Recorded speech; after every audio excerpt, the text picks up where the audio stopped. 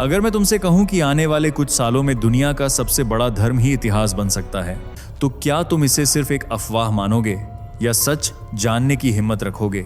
आज इस वीडियो में हम एक बेहद खतरनाक और अनदेखे सवाल का जवाब ढूंढने वाले हैं। क्या सच में इस्लाम का अंत नजदीक है या ये सिर्फ इंसानों के डर और भ्रम का खेल है? लेकिन ध्यान रखना, जो बातें तुम आगे सुनने वाले हो वो तुम्हारे दिमाग को हिला सकती हैं। जरा कल्पना करो, एक ऐसी दुनिया जहां आसमान में मिसाइलें चमक रही हैं, शहर राख में बदल रहे हैं और इंसान अपने ही लोगों के खिलाफ खड़ा है। क्या यही वो शुरुआत है जिसका जिक्र सदियों पहले भविष्यवक्ताओं ने किया था? और अगर हाँ, तो क्या हम उसी कहानी के बीच में खड़े हैं जिसका अंत पहले ही लिखा जा चुका है? सबसे चौंकाने वाली बात यह है कि दो अलग अलग समय के भविष्यवक्ता नोस्ट्राडामस और अच्युतानंदा दास दोनों ने कुछ ऐसी बातें कही हैं जो आज की दुनिया से डरावनी हद तक मेल खाती हैं। क्या ये सिर्फ संयोग है या कोई ऐसा पैटर्न जिसे हम अब तक समझ नहीं पाए? लेकिन यहाँ सबसे बड़ा सवाल ये नहीं है कि उन्होंने क्या कहा। असली सवाल ये है, अगर ये भविष्यवाणियां सच हुई तो इसका असर तुम्हारी जिंदगी पर क्या पड़ेगा? इस वीडियो में मैं तुम्हें वो सच्चाई दिखाने वाला हूँ जो या तो तुम्हारे सारे भ्रम तोड़ देगी या तुम्हें सोचने पर मजबूर कर देगी कि शायद हम सब एक बहुत बड़े खेल का हिस्सा हैं। और यकीन मानो, अगर तुमने इसे बीच में छोड़ दिया तो तुम उस कड़ी को मिस कर दोगे जो पूरी कहानी को जोड़ती है। चलिए दोस्तों, जरा जल्दी से कमेंट करके बताइए ये वीडियो आपको कैसे मिला। क्या आपने इसे खुद सर्च किया था या ये अचानक आपकी स्क्रीन पर आ गया और आपने क्लिक कर दिया? सच सच बताइए, क्योंकि हमें भी जानना है कि आखिर YouTube आज हमारे सनातन धर्म की ये आवाज आप तक कैसे पहुंचा रहा है। और हाँ, अगर आप सच में एक सच्चे हिंदू हैं तो अभी के अभी चैनल को सब्सक्राइब कर लीजिए ताकि आने वाली हर एक वीडियो सबसे पहले आपको मिले।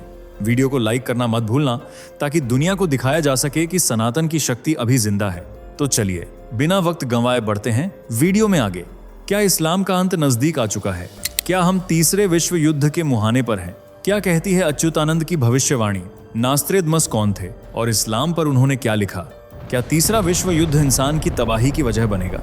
चलिए समझते हैं। प्रिडिक्शन या भविष्यवाणी, यह एक ऐसा शब्द है जिसे कोई खोखला बताता है तो कोई वजनदार, लेकिन जो भविष्यवक्ताओं की लिखी बातों को पढ़ते हैं उनके लिए एक भविष्यवाणी पत्थर की लकीर बन जाती है। भविष्यवाणी दो शब्दों से मिलकर बनी है, भविष्य प्लस वाणी, मतलब आने वाले कल के लिए कही गई बातें, जबकि भविष्य तो अंधकार का एक जाल है जिसके उस पार झांक पाना आम इंसान के लिए मुमकिन ही नहीं है। लेकिन कुछ लोगों के पास यह महाशक्ति होती है कि वे अंधकार के इस माया जाल को चीरकर भविष्य के गर्भ में छिपी बातों का पता लगा लेते हैं। ऐसे ही दो महाज्ञानी थे, संत अच्युतानंद महाराज और नोस्ट्राडामस। वैष्णव लोग जहां नोस्ट्राडामस पर यकीन करते हैं तो वहीं एशिया और भारत में संत अच्युतानंद द्वारा लिखी भविष्यवाणियों को सटीक माना जाता है। ये दोनों ही अपने अपने समय के महान भविष्यवक्ता थे जिनकी लिखी हर बात आज हकीकत की शक्ल ले रही है, जिनमें कोरोना महामारी से लेकर वर्तमान में चल रहा ईरान इजराइल युद्ध भी शामिल है। सिर्फ यही नहीं, दोनों ही भविष्यवक्ताओं ने तीसरे विश्व युद्ध और इस्लाम के अंत की भविष्यवाणी भी की है। चलिए एक एक कर दोनों की भविष्यवाणियों को समझते हैं। सबसे पहले बात करते हैं नोस्ट्राडामस की। नोस्ट्राडामस का मूल नाम मिशेल डी नोस्ट्राडेम था। उनका जन्म 14 दिसंबर 1503 को फ्रांस के सेंट रेमी डी प्रोवेंस में हुआ था। उन्हें मिलाकर उनके माता पिता के कुल 9 बच्चे थे। उन्होंने अपने करियर की शुरुआत एक छोटी सी दुकान से की थी। बाद में उन्होंने वैद्य हकीम का काम सीखा और अपनी फार्मेसी खोलकर औषधियां बेचने लगे। यहीं से शुरू हुआ उनका डॉक्टरी करियर, जिसमें उन्होंने कई बड़े बड़े काम किए, जैसे प्लेग जैसी घातक बीमारी का इलाज किया। यही कारण है कि उन्हें फ्रांस के सबसे बड़े चिकित्सकों में शुमार किया जाता था। लेकिन इससे भी ज्यादा वे प्रसिद्ध थे अपनी भविष्यवाणियों के लिए। उनके पास एक असीम कला थी कि वे आने वाले कल में क्या होने वाला है ये पहले ही बता दिया करते थे। 1566 में वे तो इस दुनिया से रवाना हो गए, लेकिन उनकी भविष्यवाणियों के जरिए वे आज भी जिंदा हैं। उन्होंने अपनी किताब लीज प्रोफेसीज में 1000 से भी ज्यादा चौपाइयां लिखी हैं और इन 4 पंक्तियों वाली कविताओं को 10 सेंचुरी में सेट किया गया था, जिनमें 3797 तक की भविष्यवाणियां की गई हैं। उनकी कुछ प्रसिद्ध भविष्यवाणियों में से एक 10 जुलाई 1559 को ही सही साबित हो गई थी, यानी उनके मरने से पहले, जब उन्होंने हेनरी द्वितीय की दर्दनाक मृत्यु की बात कही थी। हालांकि उस वक्त किसी ने उन पर भरोसा नहीं किया, लेकिन कुछ समय बाद हेनरी द्वितीय जब एक कंपटीशन में अपने ही कॉम्पिटिटर के भाले से बचने के लिए भाग रहे थे, लेकिन भाला हेलमेट को चीरते हुए उनकी आंख और गर्दन को बुरी तरह घायल कर गया और पूरे 10 दिनों तक जिंदगी के लिए जंग लड़ने के बाद हेनरी द्वितीय की जान चली गई। इस घटना के बाद लोगों का नास्त्रेदमस पर विश्वास अटूट हो गया। इसके बाद तो उनकी लिखी बातों ने एक एक कर हकीकत की शक्ल लेना शुरू कर दिया। 2024 की शुरुआत में जापान में 7.6 की तीव्रता से भूकंप आया था और यह बात भी नास्त्रेदमस ने अपनी किताब में पहले ही लिख दी थी। इसके अलावा कोरोना महामारी को लेकर भी वे सालों पहले ही आगाह करके गए थे। बात इस्लाम की करें तो नास्त्रेदमस ने कहा था, मुस्लिम खुद ही एक दूसरे के दुश्मन बन जाएंगे। एक समय ऐसा आएगा जब मुस्लिम समाज आपस में लड़ मरेगा और हाल के दौर में पाकिस्तान, अफगानिस्तान, बांग्लादेश जैसी मुस्लिम बहुल कंट्रीज में जो हालात हैं वे इसके गवाह हैं। इन्हें छोड़ भी दें तो मिडिल ईस्ट को देख लीजिए। ईरान, सऊदी जैसे देश एक दूसरे को मिटाने के लिए कुछ भी कर गुजरने को तैयार हैं। सिर्फ यही नहीं, नास्त्रेदमस ने लिखा था, मुस्लिम समाज के लोग पूरी दुनिया में अपनी ऐसी छवि बना लेंगे कि कोई भी देश उनकी मदद करने से मना कर देगा। इसका सबसे बढ़िया उदाहरण है यूरोपियन कंट्रीज, जिन्होंने मुस्लिम शरणार्थियों को बेघर, लाचार समझकर सहारा दिया था, लेकिन आज ये सब उन्हीं शरणार्थियों को निकालने की तरकीब सोच रहे हैं। वेस्टर्न कंट्रीज ने मुस्लिम से ऐसा मुंह मोड़ा है कि अब कोई इनकी मदद करने को तैयार नहीं है। कहीं कुरान जलाकर मुस्लिम्स का विरोध हो रहा है तो कहीं इस्लाम को जड़ से उखाड़ फेंकने के लिए मास लेवल पर विरोध प्रदर्शन किया जा रहा है। जर्मनी, लंदन, फ्रांस ऐसे तमाम देश हैं जो इस्लाम से छुटकारा चाहते हैं। यानी नास्त्रेदमस की कही बात सच साबित हो रही है। तो क्या इस्लाम के अंत वाली बात भी सच हो जाएगी? इस सवाल के जवाब से पहले संत अच्युतानंद दास की भविष्यवाणियों पर भी गौर कर लेते हैं। अच्युतानंद महाराज 16वीं सदी के सबसे महान संत माने जाते हैं। उनका जन्म 10 जनवरी 1510 को माघ शुक्ल एकादशी के दिन ओडिशा के कटक जिले में तिलकाना गांव में हुआ था। उनके गुरु थे चैतन्य महाप्रभु और वे वैष्णव संप्रदाय के संत थे। उनके अलावा वैष्णव संप्रदाय के 4 और महान संत थे और इन सभी को पंचसखा कहा जाता था, यानी 5 मित्र, जिनकी जोड़ी ने न सिर्फ उम्दा कविताएं दी बल्कि भरपूर ज्ञान और सोच से भी परे भविष्यवाणियां दी थीं। अच्युतानंद एक कवि थे। उन्हें कविताएं लिखने का बड़ा शौक था। वे भगवान जगन्नाथ के परम भक्त थे और कई लोग तो उन्हें भगवान कृष्ण के सबसे घनिष्ठ मित्र सुदामा का ही रूप मानते हैं। यूं तो उन्होंने शून्य संहिता, हरिवंश और गुरुभक्ति गीता जैसी रचनाएं लिखी, लेकिन उनकी सबसे महान पुस्तक है भविष्य मालिका, जिसे ग्रंथ का दर्जा भी दिया जाता है, क्योंकि यह कोई साधारण पुस्तक नहीं है, बल्कि ताड़ के पत्तों पर गुरु अच्युतानंद ने जिन भविष्यवाणियों को उकेरा था उन्हीं का भंडार गृह है, जिसमें वर्तमान और भविष्य की लगभग हर बड़ी घटना का जिक्र मिलता है। और इस पुस्तक का आधार है पुरी स्थित जगन्नाथ मंदिर। इस किताब में कोरोना महामारी से लेकर वर्तमान में चल रहे रूस, यूक्रेन और ईरान, इजराइल युद्ध के बारे में भी लिखा गया है। भविष्य मालिका के अनुसार धरती 3 चरणों से गुजर रही है। सबसे पहले कलयुग का अंत होगा, दूसरा महाविनाश होगा और तीसरा चरण अपने साथ एक नया युग लेकर आएगा। मालिका के अनुसार दुनिया में क्या होना है, क्या नहीं, इसके संकेत जगन्नाथ मंदिर में होने वाली शुभ और अशुभ घटनाओं से मिलेंगे। जैसे जब प्रभु जगन्नाथ का अपमान होगा, मंदिर की परंपराओं में अव्यवस्था होगी, मंदिर के पत्थर गिरेंगे और कल्प वृक्ष यानी मंदिर में स्थित बरगद का पेड़ गिरेगा, तब लोग मरेंगे। और बरगद का पेड़ गिरने की घटना हो चुकी है, जिसके बाद बड़ी संख्या में लोग भी मारे गए हैं।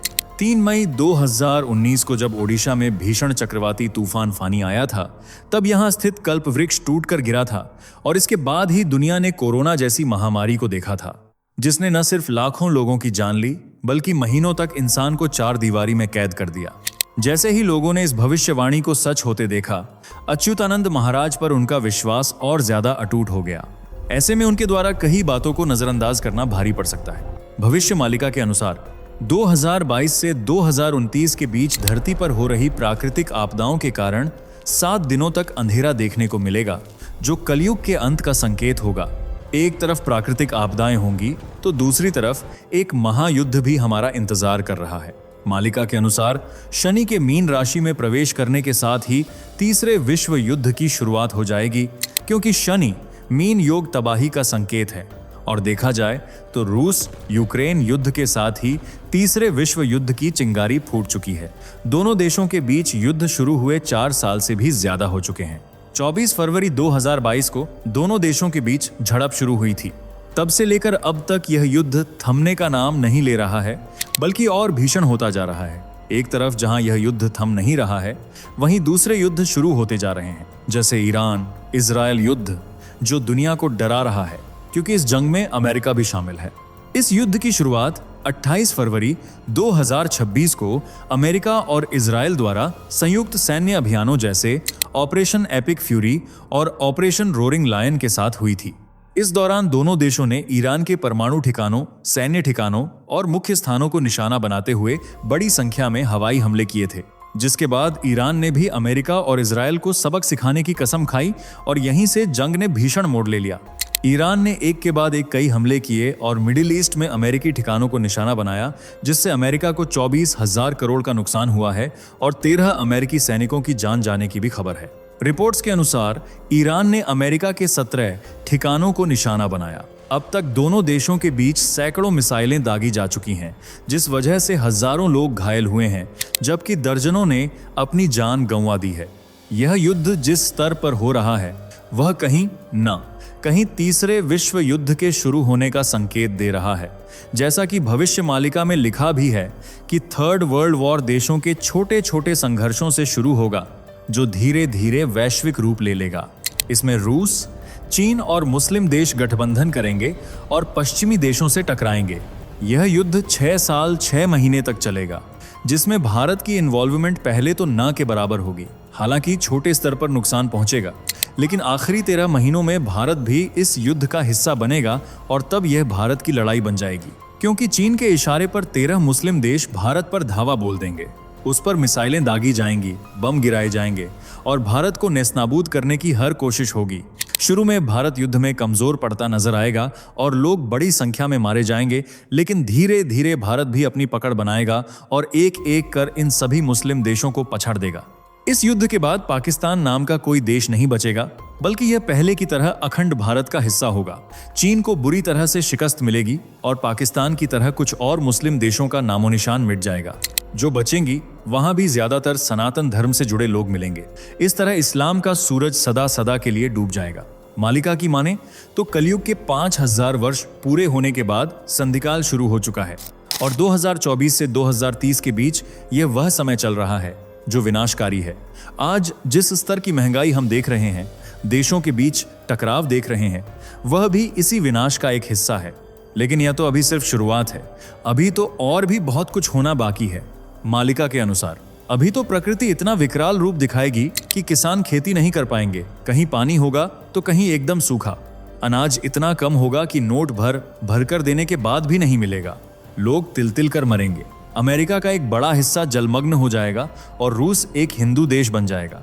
इससे पहले रूस और यूरोप भी आपस में टकराएंगे, लेकिन इस जंग में यूरोप की लगभग पूरी आबादी नष्ट हो जाएगी। जब यह युद्ध खत्म होगा, तब भारत का राजा भी एक शक्तिशाली हिंदू राजा होगा, जो न सिर्फ भारत बल्कि दुनिया के ज्यादातर हिस्से का नेतृत्व करेगा। हो सकता है ये बातें आप में से कुछ लोगों को सुनने में अटपटी और हवा हवाई लग रही हों, लेकिन अब तक मालिका में लिखी ज्यादातर भविष्यवाणियां सच साबित हुई हैं। ऐसे में इन बातों को नकारना भी सही नहीं है। हालांकि फिर भी आप इन भविष्यवाणियों के बारे में क्या सोचते हैं?